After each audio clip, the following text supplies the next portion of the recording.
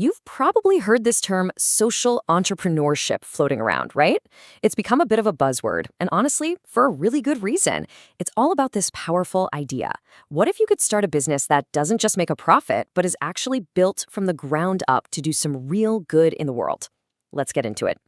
So here's our roadmap for this explainer. We're going to start with that classic dilemma, profit versus purpose. Then we'll introduce this whole new way of doing business, look at a couple of different ways it works in practice, dive into the B Corp revolution, and wrap up with why this model can create such a lasting impact. Forever, it felt like you had to pick a side in the business world. You were either in it to make money, build a profitable company, or you were in it to help people running a nonprofit. There wasn't a whole lot of room in between those two lanes. And that division created this really fundamental question, one that a lot of us are still asking today. Can a business actually be a primary force for good, or is its only real job to just make more money? This slide really lays out that old school conflict, doesn't it? On one hand, you have the traditional for-profit company. Its key goal, and a lot of times its legal duty, is to maximize value for shareholders, period. On the other hand, you've got the nonprofit. Its entire mission is to serve a community need, but it's often caught in this endless cycle of fundraising. But what if you didn't have to choose? What if that was a false choice all along? That's exactly where this new idea comes in, the social enterprise, a model designed to bridge that very gap.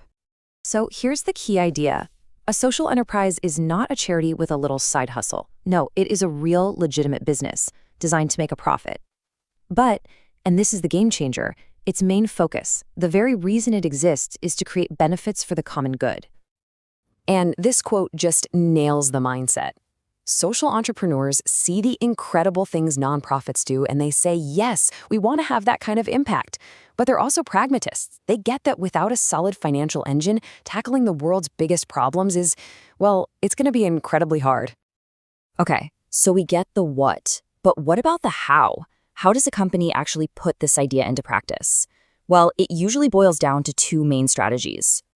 So when you look at it, there are two really clear paths. The first one, donate the profits, is beautifully straightforward. You build a successful, normal business, and then you give away the money you make. The business funds the mission. The second model, integrate the mission, is where things get really creative. This is where the company's day-to-day operations are the mission. The good you do isn't an afterthought. It's baked right into what you sell. A fantastic real-world example of that first model is Newman's Own. I mean, you've seen their stuff in the grocery store, right? They make pasta sauce, salad dressing. It's a totally regular company, except for one massive detail. 100% of their profits go to charity. The business is the engine for good. Simple as that. Now for that second model, integrating the mission, let's use the example of a scholarship app.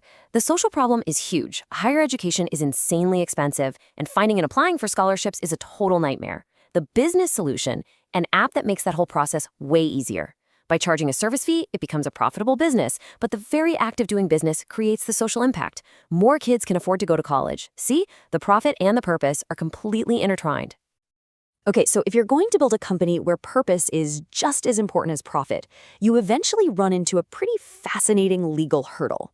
And that hurdle led to an actual revolution in corporate law, a totally new legal foundation for these kinds of companies. And you really need to understand why this is such a big deal. A standard corporation, legally speaking, has one primary directive: make as much money as possible for the shareholders. That's the job. But a benefit corporation, or B Corp, completely changes the game. It's a legal structure that says, yes, we'll pursue profit, but we are also legally accountable for our impact on the community and the environment. It fundamentally rewrites the corporate rulebook.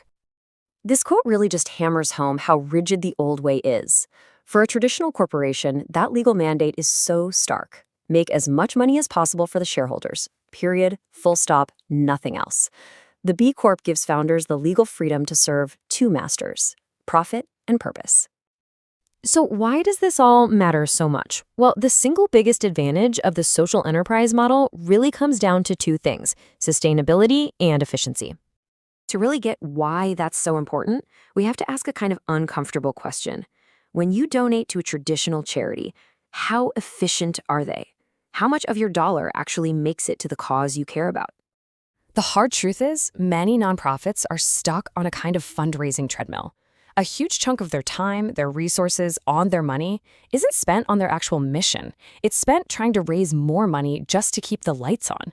It can be a really inefficient cycle. And sometimes that inefficiency can be absolutely staggering.